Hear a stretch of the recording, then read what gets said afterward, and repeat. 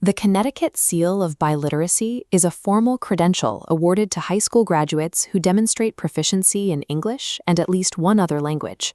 For universities, it signals cognitive flexibility and a readiness to navigate global environments. Students who hold this seal possess a distinct, quantifiable advantage. They secure advanced college placements, earn early college credits, and enter the workforce with skills that directly correlate to higher lifetime earning potential. To ensure all students can reach this level, the state established the 2024 Connecticut World Language Standards. The baseline goal of this legislation is explicit. Every K-12 student must have equitable access to high-quality, proficiency-based language instruction. Hartford Public Schools, or HPS, operates in a district where families speak over 85 different languages. On paper, this incredible linguistic density positions the district perfectly to lead the state in producing biliterate graduates. In a modern, globalized economy, knowing a second language is a required baseline for competitiveness. The rate at which a district awards the seal of biliteracy serves as a definitive mathematical measure of its structural success. Yet, in the 7 years since Hartford began offering the seal, exactly 0 monolingual, native-born Black students have earned it through the district's language programming. This data visualization illustrates the current output of Hartford's language pipeline. While a diverse student body enters the system, the graduates successfully earning the seal are exclusively multilingual learners and heritage speakers, students who acquired their language skills outside of the standard curriculum. This 0% attainment rate among native-born Black students is not a reflection of student capability, intelligence, or community culture. As we look at the center of the pipeline, we see severe blockages restricting the flow of education. The data points to a systemic, mechanical failure. For 19 years, Hartford Public Schools has operated with missing curricula, inconsistent scheduling, and deliberately diluted coursework. 4 Hartford educators recently conducted peer-reviewed action research to audit this exact problem. Their findings provide a precise blueprint to repair the pipeline. These educators argue that denying access to effective language instruction is an active denial of civil rights. Equal access to core academic opportunities remains a persistent battle. Fixing this pipeline is a matter of linguistic justice. The district must rebuild its machinery to stop mathematically precluding its own students from academic and economic success. The mechanical breakdown begins at the very start of the educational pipeline, elementary school. In Hartford, early language instruction is classified as a unified art, placing it in the same elective category as physical education or music. Because of this classification, instruction is capped at a single 45-minute session per week. Comparing this schedule against scientific standards, ACTFL and SLA researchers determined that true cognitive benefits require 90 to 150 minutes of weekly instruction. A 45-minute session is a subtherapeutic dose, scientifically incapable of producing the desired effect of language acquisition. To correct this, educator Richard DeMay authored a policy proposal titled the Connecticut Language Learners Bill of Rights. The primary administrative fix in his proposal requires the district to officially reclassify world languages from a unified art to a core academic subject. This reclassification mandates a scheduling overhaul, ensuring students receive instruction 3 to 5 days per week across all elementary schools.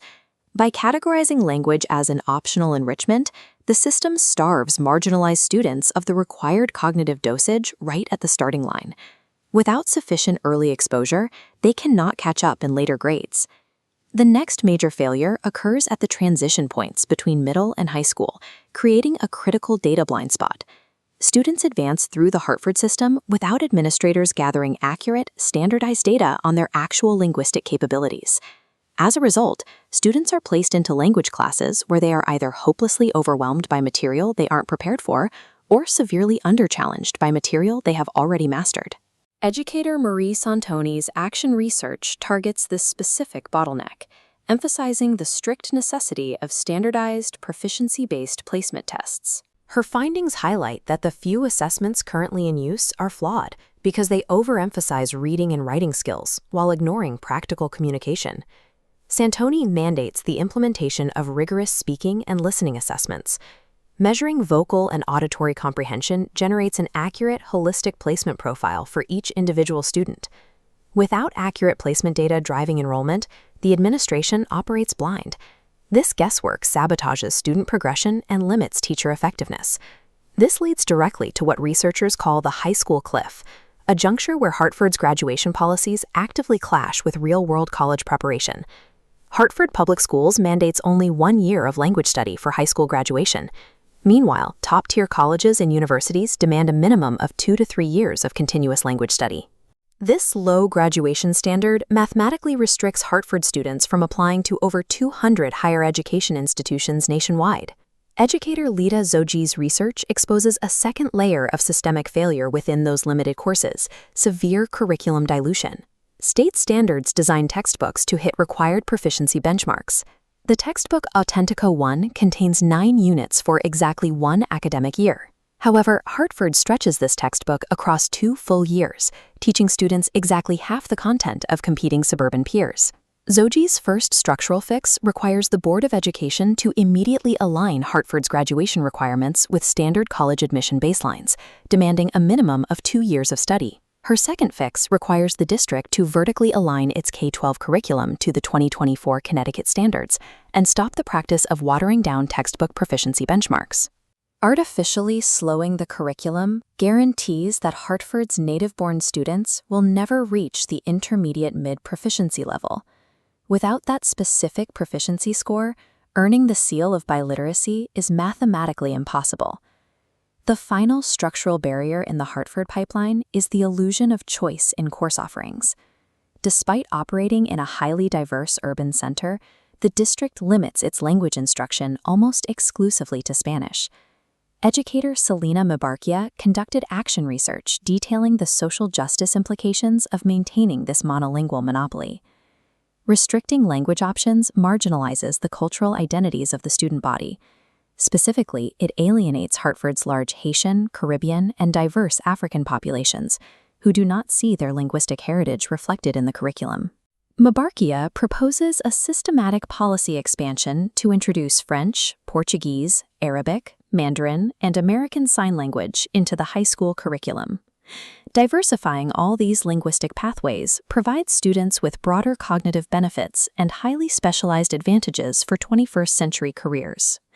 Maintaining a monolithic language program in a polyglot city is a structural inequity that actively suppresses students' ability to engage globally. When we apply these 4 structural patches, core subject status, placement tests, aligned curriculum, and diverse language options, the infrastructure operates as intended. The immediate output of this repaired system is a representative surge of native-born students finally achieving the Seal of Biliteracy. The current 19-year status quo of curricular neglect actively robs low-income and native-born Black students of a vital economic and cognitive lever. Superintendents, the Board of Education, and parents must dismantle this inequitable infrastructure today. They must ensure every Hartford student has a mechanically sound, socially just pathway to bilingualism and the Seal of Biliteracy.